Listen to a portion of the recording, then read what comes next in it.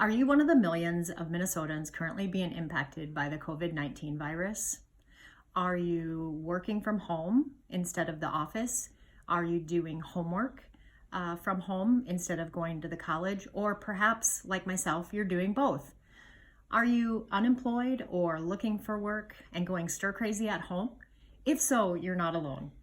I've got 5 techniques to demonstrate today that will help you stay happy, healthy, and productive during this time of COVID-19 response in Minnesota. Technique number 1, stay on a schedule. It's important during this time that you stay on your regular schedule. Your body needs healthy sleep and regular patterns to stay healthy and productive. Set your alarm clock so that you're getting up at the same time each day. I know it's tempting to sleep in, but getting up on time will keep you on your schedule, keep you productive if you're working from home, and even keep you busy if you've got a chore list for the day. Make sure you're taking your appointed lunch breaks. If you typically took lunch break previous to the COVID-19 stay-at-home order, you want to continue to do that. It's important to take that time away from work and not be with that kind of stress during that time period, and respect the difference between work and your home life. End your workday at your regular time. So if you're working or you're doing chores because you're laid off, make sure that you're ending that day of chores or work at the same time you would have previous to the COVID-19 stay-at-home order. Make sure that you're ending per se your day at 5, and at that time that you're not answering emails or doing work while you're doing dinner or spending time with your family. Dress for success. I know during these times, spending a lot of time at home, it may be tempting to spend all day in your kitty pajamas. And while that might be fun, that's probably not a good way to get your mindset into your chores or the work you may be doing from home. Now, you don't necessarily have to wear a suit and tie, although that's a great tie, Star Wars. But what you do want to do is put something on that's nice, or perhaps your work shirt or something that identifies you with work. Experts say that when you conduct meetings, your tone of voice and your self-confidence can be conveyed more thoroughly when you are dressed and you feel good about how you're approaching your day. Technique number 3, it's important to exercise. Now, I know the Minnesota winter here. Some days it's rainy, some days it's very cold. You can't always get outside. It's important to remember that you can do a lot of virtual exercises. You can use your Fitbit to remind you to take steps every hour, 250 or more. You can actually use programs like Fitbit Premium to upload workouts that you can SmartCast to your TV and do in your very own living room. You can do laps around your kitchen table or a figure 8 around your kitchen table and your living room. And you don't need expensive exercise equipment. If you don't have hand weights, 2 cans of spaghetti sauce can work to get a good arm workout in.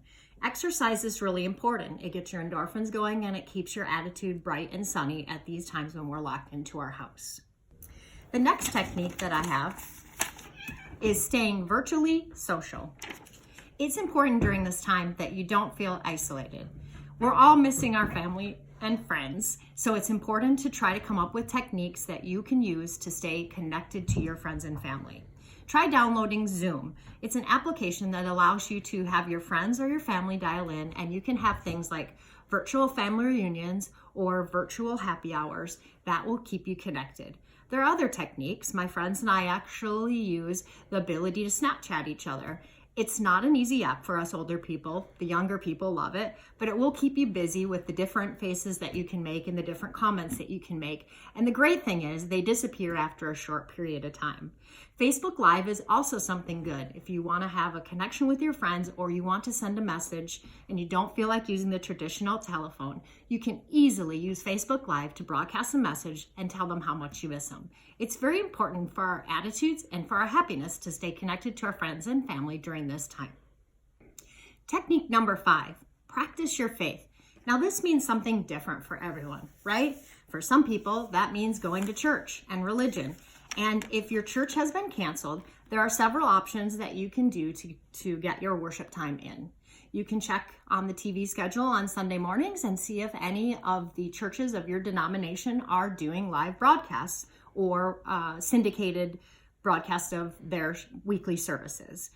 In addition, you can check with your pastor or your priest and see if they are doing any sort of options for online or podcasting so that they're continuing to get their message or sermon out to you.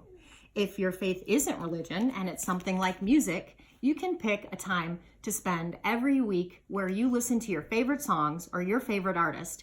And hey, by the way, if you watch Facebook and you're watching posts, your favorite artist is probably doing some sort of a weekly update. These can be really challenging times. It's easy to feel isolated, it's easy to go bonkers, and it's easy to feel sad that we're not able to get out of our house and socialize and interact with people.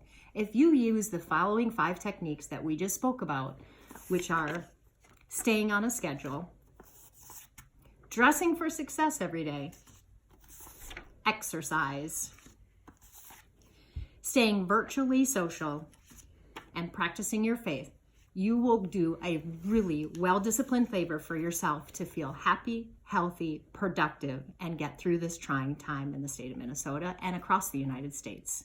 Good luck.